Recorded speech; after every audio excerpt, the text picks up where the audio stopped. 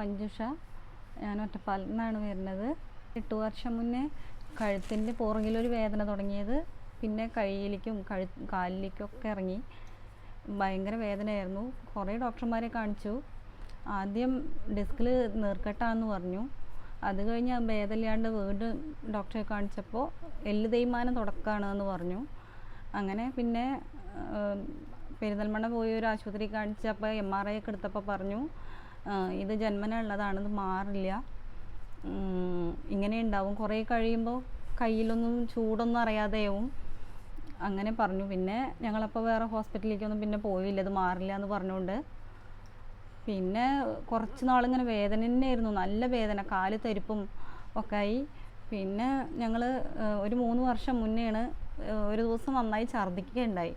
ഛർദി കഴിഞ്ഞ് കുറച്ച് പിറ്റേ ദിവസം മുതൽക്ക് തല ഇങ്ങനെ നീക്കുമ്പോൾ ഇങ്ങനെ തല തിരിയണ പോലെയും ബാലൻസ് കിട്ടണില്ല തീരെ, നിൽക്കാനും നടക്കാനും ഒക്കെ. വലതുഭാഗത്ത് മൊത്തം ഇങ്ങനെ കാലൊക്കെ അങ്ങോട്ടും ഇങ്ങോട്ടും പോണ പോലെ തോന്നി. പിന്നെ ഞങ്ങളപ്പോൾ പാലക്കാട് ഒരു ഡോക്ടറെ വീണ്ടും കാണിച്ചപ്പോൾ പറഞ്ഞു മരുന്ന് കഴിക്കുക പറഞ്ഞിട്ട് 2 വർഷത്തോളം മരുന്ന് കഴിച്ചു, ഒരു ഭേദവും ഇല്ല. അവിറ്റീസ് ഹോസ്പിറ്റലിൽ വന്ന് തോമസ് റിയക് സാറിനെയാണ് കണ്ടത്, ന്യൂറോ സർജൻ. സാറ് റിപ്പോർട്ടൊക്കെ നോക്കി, MRIയുടെ റിസൾട്ടൊക്കെ നോക്കിയിട്ട് പറഞ്ഞു സർജറി ചെയ്യണം, എത്രയും വേഗം ചെയ്യാൻ നല്ലത്, ഇനി വൈകിക്കേണ്ടെന്ന് പറഞ്ഞു. എവിടെയാണെങ്കിലും വേഗം സർജറി ചെയ്യണം, ഞരമ്പുകൾക്കൊക്കെ ബലം പോയി കഴിഞ്ഞാൽ പിന്നെ സർജറി ചെയ്തിട്ട് കാര്യമില്ല എന്ന് പറഞ്ഞു. 7 ദിവസമായി ഇന്നേക്ക്. സിംറ്റംസൊക്കെ റിക്കവർ ആവാൻ കുറച്ച് സമയം എടുക്കുമെന്ന് സാറ് പറഞ്ഞിരുന്നു.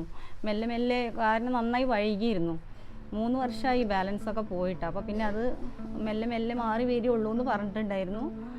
ഇപ്പോൾ ഇതാ നീച്ച് നടക്കുന്നുണ്ട്, പിടിച്ചൊന്ന് നടക്കാറായിട്ടുണ്ട്.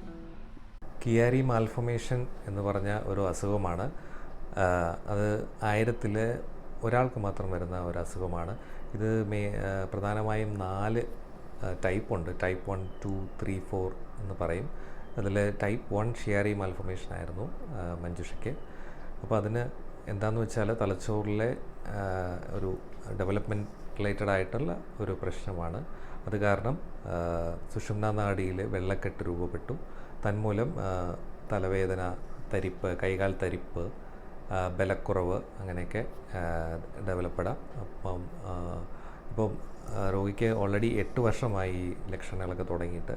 അപ്പോൾ സുഷുമ്നാ നാഡിയിൽ വെള്ളക്കെട്ട് മൂലം ഇപ്പോൾ ബലക്കുറവ് വന്നു തുടങ്ങി. അപ്പോൾ അതിന് സർജറിയാണ് അതിൻ്റെ ഒരു ട്രീറ്റ്മെൻറ്റ്. സർജറി എന്ന് പറഞ്ഞാൽ ഫൊറാമൻ മാഗ്നം ഡീകംപ്രഷൻ എന്ന് പറയും. അപ്പോൾ നമ്മൾ തലയൊട്ടിയുടെ ഒരു ഭാഗം നീക്കം ചെയ്തിട്ട് ഒരു സ്പേസ് ഉണ്ടാക്കി കൊടുക്കും. അപ്പോൾ അങ്ങനെ അത് ട്രീറ്റ് ചെയ്യാനായിട്ട് സാധിക്കും.